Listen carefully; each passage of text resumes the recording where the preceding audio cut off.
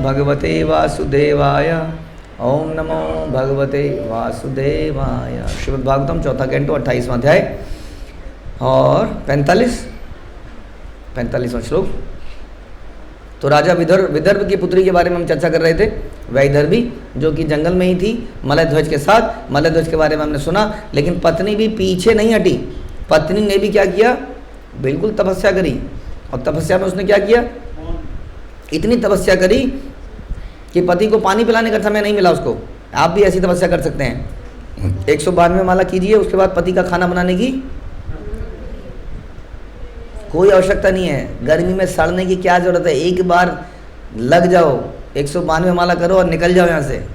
कोई ज़रूरत नहीं है खाना बनाने की। गर्मी में सर्दी में पहले खिलाओ, फिर बोलेगा अच्छा नहीं बना, क्या यही है बनाना आता है तुम्हें, सुनाएगा। फिर पैसे मांगने जाओगे तो 10 बार रुलाएगा पैसे देने से पहले, क्यों चाहिए, पिछले कहाँ गए, पिछले महीने का बजट कहाँ है, ये कहाँ है। यही सुनना चाहते हो ज़िंदगी भर?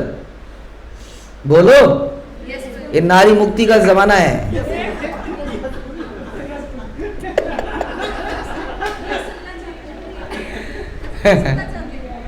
हाँ, तो वैदर्भी ने क्या किया, वैदर्भी ने इसमें से कुछ भी नहीं किया। उसने 192 माला नहीं करी। उसने क्या किया, पति का खाना बनाया, पति का वो मैं क्या बता रहे थे, यज्ञ के लिए उस आरती के लिए फूल लाई, आरती के लिए लकड़ी लाई, आरती के लिए जो भी लाई, लाते लाते उसका जीवन बीत गया। बाल बनाने का समय नहीं मिला तो बाल में जटाई बन गई। अच्छे कपड़े पहनने का समय नहीं, थे ही नहीं अच्छे कपड़े, या थे ला सकते थे अपने बल से, लेकिन वो तो राजा थे। और देवहूति के जो हस्बैंड थे वो तो परम योगी थे। हाँ, बाद में उन्होंने दिया जो भी देना था उनको, लेकिन इन्होंने बाल नहीं संवारे, लटे पड़ गई, पति के निकट रही, उनकी सेवा करते रही, और इस प्रकार वो क्या हो गई, बहुत दुबली पतली सी हो गई। हाँ, तो प्रभुपाद बताते हैं और हमारे आचार्य बताते हैं कि उसको अपने पति के यज्ञों का और सारे पूजा पाठ का फल प्राप्त हो जाता है। बिना 192 माला करे उसका फल मिल जाता है। अजानति प्रियतमम यदोपरतमंगना सुस्थिरासन मासाद्य यथा पूर्वमुपाचत। राजा विदर्भ की पुत्री सुस्थिर आसन में आसीन अपने पति की तब तक पूर्ववत सेवा करती रही। कब तक, कब तक बताइए? जब तक, जब से वो आया से कब तक, से थोड़ी बोला है, कब तक? अरे वाह, जब तक उसे यह निश्चित नहीं हो गया कि उसने इस शरीर से कूच कर दिया है। कूच करो मतलब निकल पड़ो, चलो सड़कों में हरे कृष्ण करने चलते हैं, कूच करते हैं, निकल पड़ो, निकल पड़ना। तो शरीर से उसने कूच कर दिया, निकल पड़ो यहाँ से। तो जब उसने देखा बैठा है हरे कृष्णा तो कर रहा है, तो कई बार हमें लगता है ना कि सो रहा है, तो हम लोग भक्तों को रोते, तो भक्त हमारे भक्त भी बोलते भी है, कर क्लियर भी करते हैं, हम सो नहीं रहे थे, हम अंदर ही अंदर जप कर रहे थे। तो उसने भी थोड़ी देर वेट किया होगा, अंदर ही अंदर जप कर रहे हैं शायद, फिर थोड़ा सा हिलाया होगा, तो हिलाया तो धप से गिर गए, तब तक सेवा करी। ऐसे ही हुआ था हमारे सचीसुत और सार्वभौम। तो सचीसुत जो है जेल में बैठे हैं, हालत ख़राब थी उनकी, और जपा कर रहे हैं और थोड़ा सा मुस्कुरा रहे हैं। अब वो सार्वभौम देख रहे हैं क्यों मुस्कुरा रहा है, कुछ सोच रहा होगा, और मुझे स्माइलिंग। और काफ़ी देर जब उन्होंने कहा सचीसुत तो मर चुके हैं, स्माइलिंगली बैठे हुए हैं, जप कर रहे हैं, बताइए। यानी कि वो वास्तव में जब जप कर रहे होंगे तो सामने, इसका मतलब भगवान आ गए होंगे, तो उसने देखा, भगवान देखा ही होगा इतने, भगवान चलो, वो वैसे ही रह गया बैठा। ऐसे इस प्रकार से पति की सुस्थिर आसन में बैठे थे, मतलब एकदम स्थिर थे पति बैठे हुए, और सेवा करती रही बहुत देर तक। थोड़ी देर बाद पूछा होगा, कुछ बात करी होगी, तो हिले डुले नहीं, तब उसको मला चला कि पति तो चले गए। फिर क्या हुआ, यदा नोपल भेतांग घ्रावूषमाणम पत्युर्चरति आसित संविघ्न हृदया यूथ भ्रष्टा मृगीय था। जब वह अपने पति के चरण दबा रही थी तो उसे अनुभव हुआ, हाँ, यानी कि बैठे बैठे भी चरण दबा रही है। बताइए जरा, आप बोलोगे 2 सेकंड टाइम है तुम्हारे पास, पैर नहीं दबाती, टाइम है तुम्हारे पास? नहीं, ऐसा जवाब आया कभी आपके पास? टाइम है तुम्हारे पास बैठने का, 2 मिनट बैठने का टाइम है? नहीं है। तो कैसे करें तुम्हारी सेवा? वो तो आसन पे बैठा हुआ, फिर भी पैर दबा रही है, बताइए, ये तो बड़ा अजीब सी बात हो गई। नारायण की तो लेटे हुए दबाते हैं, यहाँ बैठे बैठे दबा रहे हैं। तो अपने पति के चरण दबा रही थी तो उसे अनुभव हुआ कि पाँव अब गर्म नहीं है, ये पाँव को क्या हो गया? तो वो समझ गई कि पति ने शरीर त्याग दिया। अब सोचिए अब क्या स्थिति है इस वक्त, बताइए, थिंक। नहीं, सिचुएशन क्या है? रोना धोना तो मचेगा। जंगल में है भैया, अब कोई जंगल में नहीं है। अगर कहीं से भी सरसराहट की आवाज़ है तो कौन है? हाँ, आदमी होता है ना अकेला, जब होता है तब ज़्यादा सोचता है वो।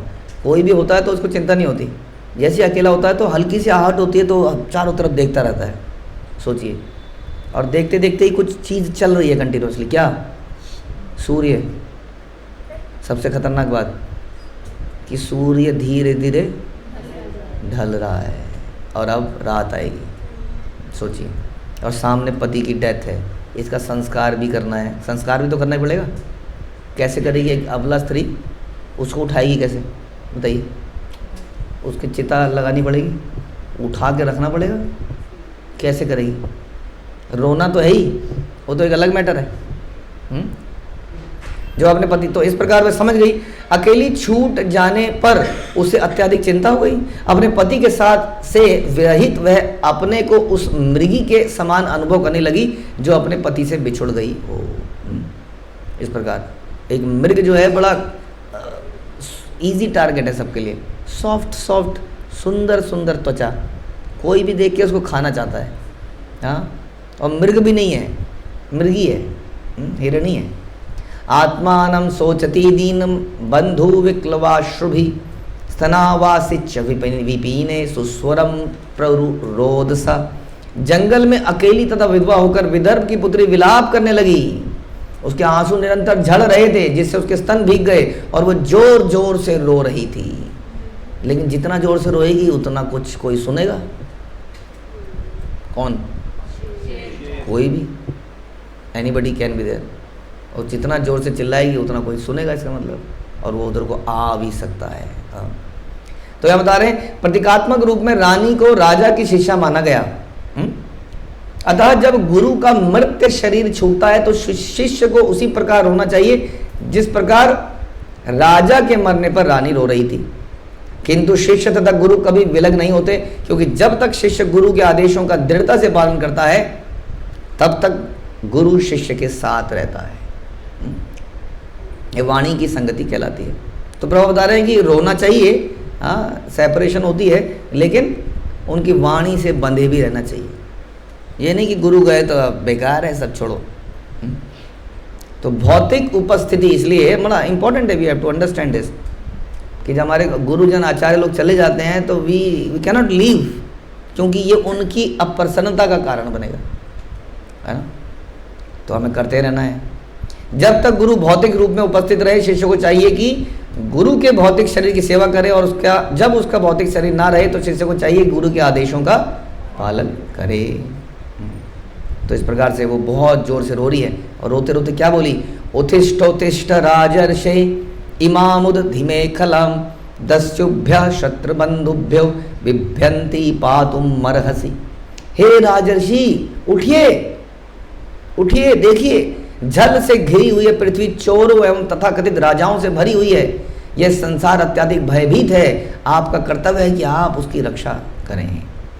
तो उठा रही है वो कह रही है, it is your duty to protect the earth. तो हम सबकी ड्यूटी है ही वास्तव में कि हम प्रचार करें, धर्म की रक्षा करें। धर्म का अर्थ है कि भगवान के आदेशों के अनुसार चलना। उसी धर्म उसी समय से प्रारंभ होता है जब कोई भगवान की शरण में जाता है। इसलिए आचार्य का कर्तव्य है कि प्रमाणिक धार्मिक प्रणाली चलाए और सबों को भगवान के नतमस्तक होने के लिए प्रेरित करे। ये हमारा कार्य है। वी हैव टू प्रोटेक्ट, अपनी प्रजा को प्रोटेक्ट। किस चीज़ के? What is the protection? बताइए। चेतना की प्रोटेक्शन। वो हरग्रेस देवकी माता जी ने एक सेंटेंस बोला था कि we have to protect the faith of a person. कि वो कृष्ण भावना में फेथलेस नहीं होना चाहिए कभी भी। उसके लिए क्या करना पड़ेगा बताइए, फेथ को प्रोटेक्ट करने के लिए? किसी के फेथ को प्रोटेक्ट करना है आपको, उस व्यक्ति को प्रोटेक्ट नहीं करना है। दोनों में डिफरेंस है। हाँ, अगर ये समझ में आ जाएगा तो हमारे सारे काम ठीक हो जाएंगे कि हमें आदमी को प्रोटेक्ट नहीं करना है। आदमी को छोड़ दीजिए, वो तो मरेगा ही एक दिन, कर लीजिए इतना। आदमी को भी उस लेवल तक प्रोटेक्ट करना पड़ेगा जिससे उसका फेथ ना चला जाए। फेथ को बचाने के लिए आपको सब कुछ करना पड़ेगा, सब कुछ। अब उसकी नौकरी नहीं है और उसका फेथ जा रहा है, आपको कोई बात है? नौकरी के लिए आया था यहाँ पर, लेकिन you have to protect because वो प्रजा है या वो शिष्य है या वो न्यूफाइट है या वो न्यू है, तो आपको उसकी ऐसी सेवा करने की होगी कि उसका फेथ ना चला जाए, इसलिए आपको नौकरी की व्यवस्था करनी पड़ेगी। अब उसकी शादी नहीं हो रही है, अब क्या करें? शादी भी कराएं? नहीं तो क्या कहेगा, क्या फ़ायदा यहाँ पे कृष्ण बाबा करके शादी करना मुश्किल होता है, कोई ऐसी लड़की मुझे कहाँ मिलेगी जो कि लहसुन प्याज ना खाती हो, जो माला करे मेरे साथ बैठ के? क्या शादी हो सकती है? बेकार इनप्रैक्टिकल चीज़। तो क्या फेथ जा रहा है ना उसका? तो क्या करें ऐसे में? अब शादी कराएं कहीं से, फिर शादी कहाँ से कराएं? ढूंढ के लाएं, सारी सरदर्दी लें, उसके बाद जो सर में जूते पड़ेंगे उसके लिए भी तैयार रहें। किससे शादी करा दी? वो सबके लिए तैयार, वो तो पड़ेंगे ही पड़ेंगे, तो कराना पड़ेगा, है ना? तो यानी कि अब अगर फेथ को प्रोटेक्ट करना है तो पता नहीं क्या क्या ही करना पड़ेगा, क्या क्या करना नहीं पड़ेगा बताइए? क्या करें? क्योंकि you have to protect the faith like a, क्या बोला था उन्होंने? Like a baby girl, like a baby girl, because baby girl is weaker than a boy girl, boy than a boy. तो इसलिए प्रभुपाद के सेंटेंस थे। तो आप सोच लीजिए, दिस इज, हाँ, this is called devotee care and all those things. Why devotee care? Why प्रजा की केयर? प्रजा की केयर का मतलब क्या है संसार में? केयर का क्या मतलब है, ये आपको समझना पड़ेगा कि क्या उस व्यक्ति का फेथ हट रहा है सिस्टम से, लोगों से, है ना? क्या वो भयभीत है भक्ति करते हुए, या वो निडर होकर भक्ति कर पा रहा है आपके संरक्षण में, है ना? अगर कोई निडर होकर भक्ति कर पा रहा है तो समझ लीजिए आपने उसको काफ़ी हेल्दी बना दिया है भक्ति के प्रोसेस में। लेकिन अगर घबराया से घूम रहा है, इसका मतलब उसका फेथ लूज हो रहा है कहीं ना कहीं, और उसमें हमारी कमी, हम उसको इतना फेथ नहीं दे पा रहे हैं। ये यहाँ पर बताया जा रहा है कि आचार्य का कर्तव्य है, सभी का कर्तव्य है कि प्रामाणिक धार्मिक प्रणाली को चलाए और सभी को भगवान के समक्ष नतमस्तक होने की प्रेरणा करें, यानी कि उसका फेथ को डेवलप करें। धर्म को संपन्न करने के लिए भक्ति की जाती है, जिसमें श्रवण कीर्तन स्मरण 9 विभाग हैं। दुर्भाग्यवश जब आचार्य नहीं रहता तो चोर और अभक्त लाभ उठाते हैं और तथा कथित स्वामी, योगी, उपकारी, सामाजिक कार्यकर्ता वहाँ पहुँच जाते हैं। ध्यान रखिए, जब आपके शिष्यों का, जब आपकी प्रजा का फेथ लूज हो रहा होगा because of what ever is happening, तब ये बहुत सारे चोर उचक के आ जाएंगे। देखा, मैं तेरे को कहा था ये जगह सही नहीं है, तेरी समझ में नहीं आया उस दिन? देख, समझ में आया आज तेरे को? ये सारे चोर उचक के पड़ जाएंगे। ध्यान रखिए, you have to be alert to protect the faith. ये बता रहे हैं। तो ये क्या करेंगे? अवैध सिद्धांतों का प्रचलन शुरू कर देंगे ये लोग। वास्तव में मनुष्य जीवन तो परमेश्वर की आज्ञाओं के पालन के लिए है, जैसे कि भगवद गीता में कहा गया कि मन बना भव मत भक्तो, सदैव मेरे विषय में सोचो, मुझ में अपने मन को लगाओ, मेरा भक्त बनो, मुझे नमस्कार करो, मेरी पूजा करो, मुझ में लिप्त रहकर तुम अवश्य मेरे पास आ जाओगे, ऐसा बता रहे हैं। मानव समाज का मुख्य कार्य ईश्वर के विषय में सदैव चिंतन करना है, उनका भक्त बनना है। और जो आचार्य है, जो प्रमाणिक है, वो इसी सिद्धांत को बताता है, इसी को रिपीट करता है। जो इसको रिपीट नहीं करता वो ढोंगी है, वो आचार्य नहीं है, वो आचार है। सड़ा हुआ आम का अचार है। या किसका है? क्या था वो छोटे डॉन के साथ सड़ा हुआ पापड़, समथिंग, आलू बुखारा, वो कुछ ऐसी चीज़ है वो। मसूर की दाल है, समझ में आया? क्योंकि वो भगवान के मैसेज को एज इट इज आगे नहीं कर रहा है। किंतु जब उसका निधन हो जाता है तब बड़ी समस्या आ जाती है। तब ये जो छछूंदर दबे हुए थे ना, दबे हुए, ये उस वक्त शेर बन के सामने आ जाते हैं। अब ऐसे में शिष्यों का काम है ऐसा दहाड़े उसके सामने कि छछूंदर फिर बिल में घुस जाए। ये करना पड़ेगा शिष्यों को, ये बताना है। इस समय इस प्रकार से सारा संसार चोरों और भक्तों से भयभीत है। अतः यह कृष्ण भावनामृत आंदोलन संसार को अधार्मिक सिद्धांतों से बचाने के लिए चलाया गया है। प्रत्येक व्यक्ति को चाहिए कि इस आंदोलन में सहयोग करे, जिससे संसार में वास्तविक शांति और सुख को लाया जा सके। तो श्रील प्रभुपाद उन सारे छछूंदरों को बिल में छुपाने के लिए ऐलान कर रहे थे और आज हमें उनके ऐलान को इतनी ज़बरदस्त तरीके से बोलना है कि छछूंदर बाहर निकल आए, ये फिर से बिल में घुस जाए। हरे कृष्णा। श्रील प्रभुपाद की, ग्रंथराज श्रीमद् भागवतम की।